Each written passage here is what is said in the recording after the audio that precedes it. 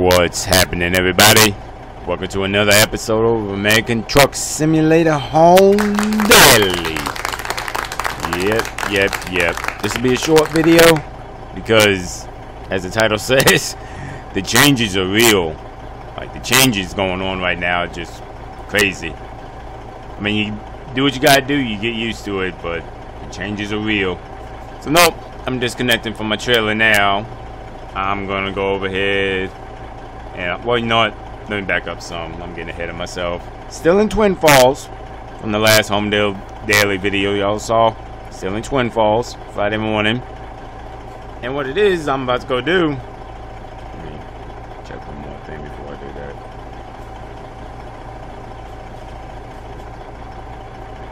But yeah. Okay, well, good. So now what I'm going to do is I'm dropping this trailer. And no, not to go pick one up. No, that's what I would normally be doing right now. But now I'm going to go do something that I feel like I should do now so I know it on point. But no, I'm not going to pick up a trailer. Kimzo now wants on record for every truck I have leased to them the base weight of the truck. Crazy, right? I mean, don't get me wrong. That's how it's done in reality a lot of times when you lease on the trucks. So I guess they're finally catching up.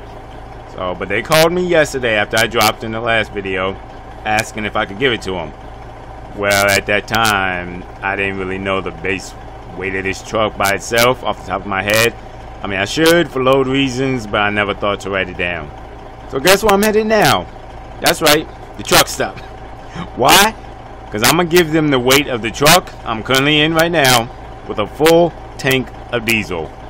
So that way, it will give me some advantages when picking up loads. Like, not when it's full, but like when it's like less in fuel, then I can get a little bit heavier loads and still be legal. Now, granted, it won't help me when I am full. I have to watch my weight then. But yeah, so that's a whole thing if you know what I'm talking about. So, but no, I'm going to get some fuel. I'm going to head over there. So then I'm going to check my records and see which trucks, like my garages, are close to here. And I'm going to probably do, if there's like a lot, which I don't think there should be. There's usually only like 3 or 4 garages outside of like California and Nevada and stuff like that. So I'm going to do like 3 other trucks just to write it down, the base weight, so I can have it. Because I'll be honest, if Kimzo is doing it now, that means somebody else is going to be doing it soon. And I don't want to have to be doing this every daggone time. So alright, let's go. Release this brake. Oh, wrong one. Sorry. Release this brake. Ease on out. Good to go. Let me check one more thing. Make sure I reset the trip. Yep, it's reset. Alright. That's the thing I gotta get used to when I jump from trucks. Because sometimes some trucks don't have trip readers like that, so I don't have to reset it. But when they do, I like to reset it. That way the next day I don't have to do the math. It just tells me how many miles I've driven that day, so I can put it on the logbook. So, alright then, I'm gonna stop right here. I'm gonna check the map because I don't know where the closest fuel stop is from here, or truck stop, or anything. Closest. Oh, right. Oh, that's probably. Oh, garage. Do I own it? Well, since I'm here, I need to check anyway. Garage manager. Let's see. I need city. I'm in Twin Falls. Oh, I do have a garage. And I believe there's only. Oh, okay. It's a worker garage. So I don't have to do that. I'm going to call her. Let her know that it's a thing that's starting up even in the sim world. Even in the simulator. So that works then. Alright, release the brake. And probably good too. I need to get fuel anyway. So kill 2 birds with 1 stone. And did I just... Okay. Alright, we're good now. We're good. Yep.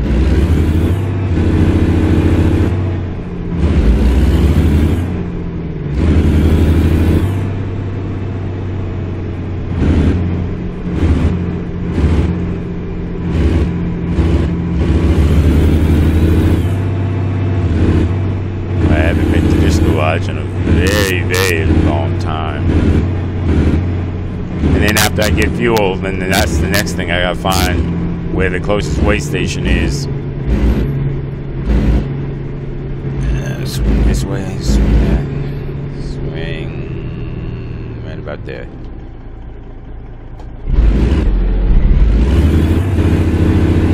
I might work on this truck too at some point. I can tell the clutch is getting a little finicky, so if anything else, just adjust it. Well, not the clutch, sorry, brakes. Let's say.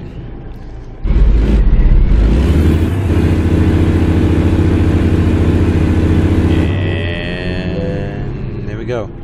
Watch that corner before you tear up your fender.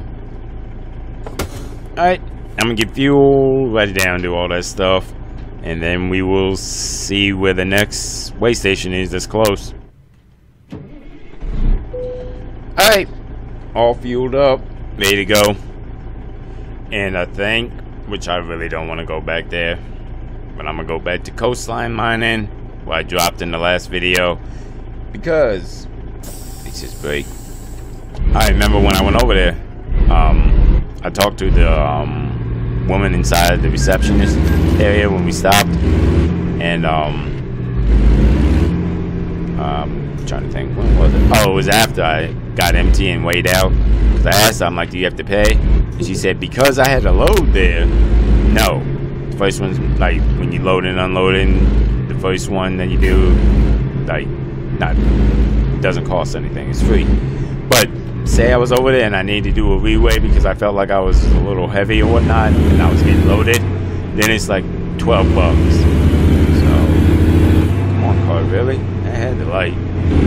Yeah, it was like $12, which I don't care. You can write it off as a business expense, taxes, all that. So I don't care. So I'll just go over here, pay the $12, and go from there. That way I can get the empty weight of this truck alone with a full tank and write it down.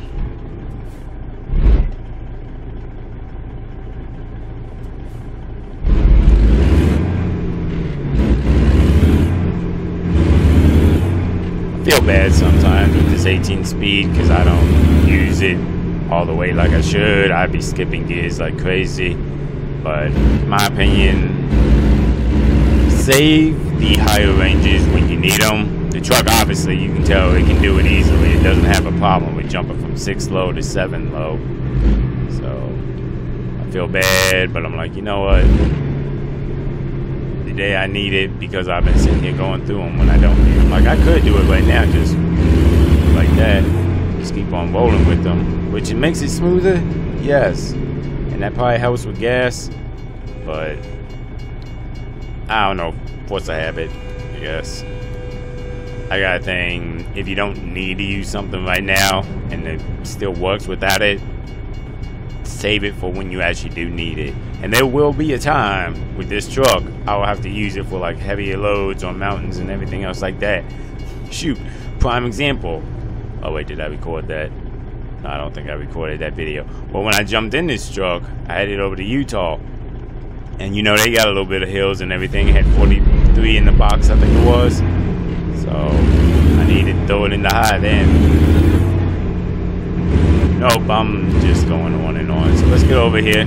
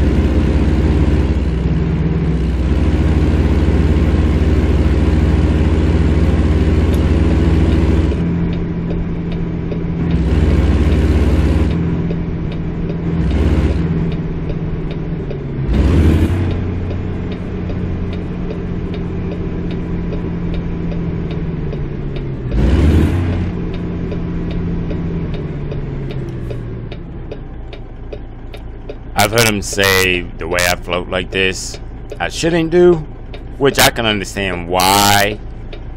But I mean, if I can float like this, give my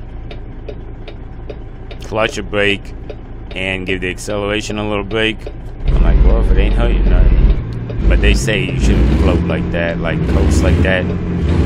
So, but it's a bad habit I've gotten into.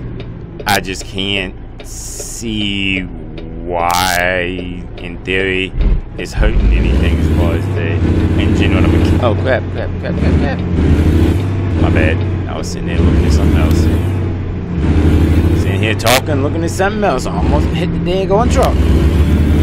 But no, I just don't see the problem with coasting like that. To me, it gives it a chance the engine to cool down, let everything rest for a few seconds before, like, just slamming, not slamming, but hitting the brake again, hitting the clutch again, all of that. I don't know. I'll be honest. If anybody out there can tell me another reason I can't think of that it would be damaging and whatnot, please tell me. I mean, I'm always eager to learn anything. There's never too much you can learn, you know.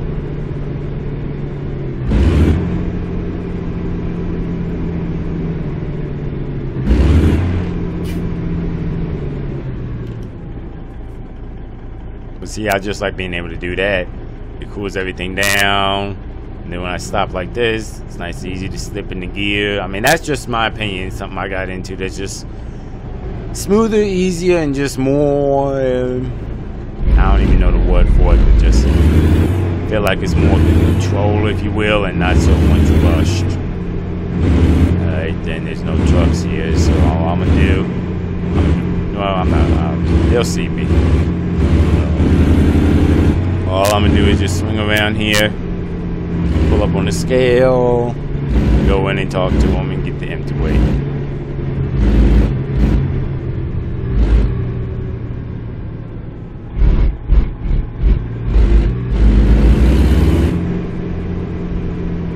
And the thing for anybody watching, I feel like I'm giving more of an instruction video now. But when you come to scales, stop. Don't just roll on. Because even if you go slow, it might screw them up. So just a quick little stop, then ease on and on. There we go. Told you. Oh, $10. Okay, well, same difference. Pull the brake. Alright then.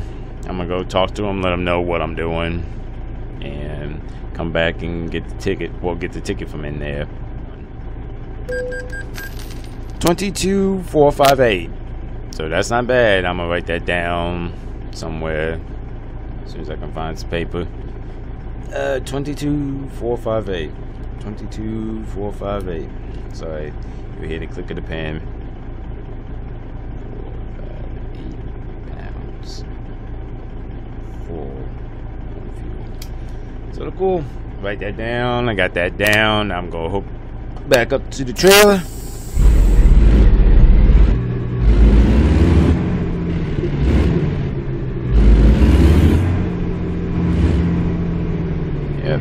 Oh, that's the other thing I want to talk about, why I say the changes are real, why this video is called that. Between this, having to know the empty weight now, like off the top, like for sure know the empty weight now, but then they give it for other companies, like I said earlier. Now, do you remember in the last video when I called them up, where they sent me the email to call them up before I get here? Apparently, Kimzo now, any kind of load with a placard, and I'll show you what a placard is when we get over here if you don't know what that means, but any kind of load with a placard, which means hazmat or some kind of way, I have to call when I get shipped, like when I get loaded. So like, say I was still loaded up today. Once I'm loaded, I have to call the Kimzo. I need to ask if they want specific who I call. I think it's Kimzo. Yeah, I think it's Kimzo. So I gotta call Kimzo to let them know I'm loaded. I don't think you would have to call the customer at that point. So yeah, call Kimzo to let them know I'm loaded with the load, all the details and everything. Then, just like in the last video, I gotta call an hour before I get to the customer to let them know I'm coming. So now, thankfully, because they sent the email about what I gotta give them and stuff like that. When I call the customer, all I gotta give is my truck number, trailer number, the BOL number, and that's about it. So it's not complicated, but yeah, the changes are real. The changes are real. Should be turning up here. What the? There's a way. What the heck? Oh, I might not be going the right way. Yeah, I'm not going the right way. I'm about to say, I don't remember no way station coming down here. I would have stopped there. Alright, that's my fault. I thought for sure we took that turn. Alright, just swinging this fuel stop real quick. Just make a U-ey. I took a right when I should have taken a left. But it happens. Heck, if you look at the last X and multiplayer video I uploaded, number 5, you saw my buddy. He took all kinds of wrong turn on the highway, but it's very common and not that hard to do. Not that hard to do at all. So I like to have my directions written down. I mean, if I've never been there before, like if I'm going over to from LA to Phoenix, I really don't need to write the directions down. Shoot, especially if you're coming from my home in LA. Shoot, that's just a little bit 5 north, 10 east. No, yeah, 5 north. Get on 10 east. You just stay on that for a very long time, all the way into Phoenix. And I say that, but it's funny though, because yeah, it is 10 east, but it changes from like 10 east and the 10 south, but you don't really have to change up where you're going too much, you know. So that's why I really don't write that direction down. So some places I don't need to, but like places I've never been or don't go that often, I still write down. I mean, yeah, I may not look at it that hard. Once I get over there, I'm like, oh yeah, I remember this. But I still write it down, and I think I got to turn here. I want to miss it twice. Stay there, Freightliner.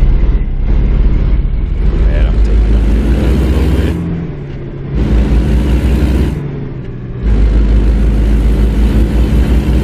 Nope. Like I said, this will be a short video. I just wanted to come up here because it blew my mind this morning when they sent me that email talking about I got a call. Now, if it's a placard load, which again, I'm going to show you what that means when we get over here. And they need my empty weight. And I know for as many trucks as I have that I use, like my personal trucks for different leases, that means I have to go through here now and write down the empty weights for all of them in case the next company I'm with wants that. Because I know they will. If Kimzo's starting now, that means eventually... who am I trying to get with next? I want to say Welks Livestock is what I'm trying to go around mid this month or so. Yeah, so that means they might want it too, which I don't know why, but I mean, hey, cows and horses and all that wait too. So you can tell when I'm just going on talking. That's my horrible habit of saying so at the end of everything comes back. I got really good about not doing it, but when I just get to going on rambling, if you will, it comes back hard.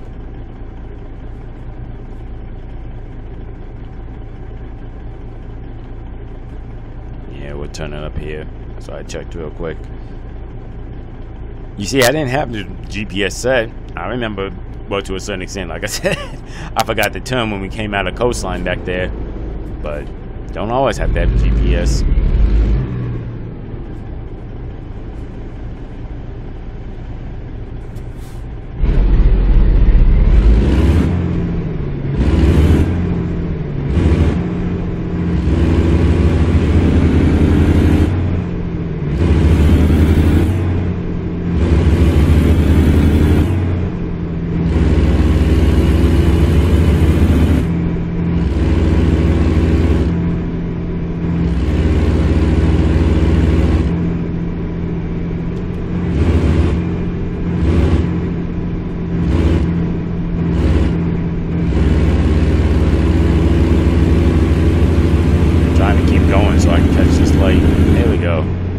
yellow lights are not long. Not at all.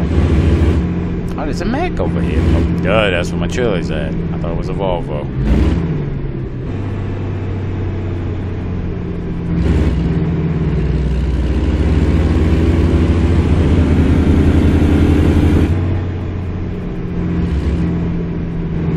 And there she is. There she is. Kim's lease trailer, that is. I'm not a big fan of the green, but that's the one they chose, so there you go. Stop right there. Let's see, I'll crank it right about now. That might be a little too late. That's alright. Slow it down so it'll get right where I want. There you go. A little bit more. Ease it, and then one more. And we got her. And I know you're thinking, no, you don't. Yeah, you do. If you know how to do it like that, you can make the trailer move and come right into you. And there you go. And last little piece. Do a tug test just to show you she's locked. There you go. Get back out here. And that's what I wanted to show you. See, it doesn't have it right now. But look. I don't know if I've done it with this one, but what it is say I had something hazardous like dynamite. I get that a lot. There would be a placard on there that says explosive or some kind of thing. I think it says explosives. So, and any kind of load that has that, I have to call. Like if I had just empty pallets or stuff like that, don't have to. But if I have like anything that requires a pallet, a hazmat load, then I have to call now. And that's what Kim's lease, I have a feeling, is going to come down to all the other leases I have too with hazmat loads. Heck, for all I know, some of them might just do it in general no matter what. We'll see. Like I said, the changes are real. The changes are real. I like to turn my lights on. Hook up so I can do the pre-trip while I'm out here. Make sure my lights work. Yep, you're good. Good, everybody's hooked up. Good to go. All the lines are correct. Yep, everything's good. Alright, I'm gonna straighten this out. A little bit more. There we go, thank you. Alrighty then. Well, I think what I'm gonna do now, I think it's like 10 o'clock. 11 o'clock, I'm a little off. Probably look at the board and see what I can get for today. Because the last load I did, I think bought in 94,000. So I may try and get a load to today, or I may just wait till Saturday, get a big one going back for Monday or Tuesday. So, but alright then, thanks for watching. I know this has been a short one, but I just had to tell y'all that because it blew my mind when I saw it. I was like, what? Okay, like the title says, the changes are real. So alright then, y'all, thanks for watching. I'll holler at y'all in the next one.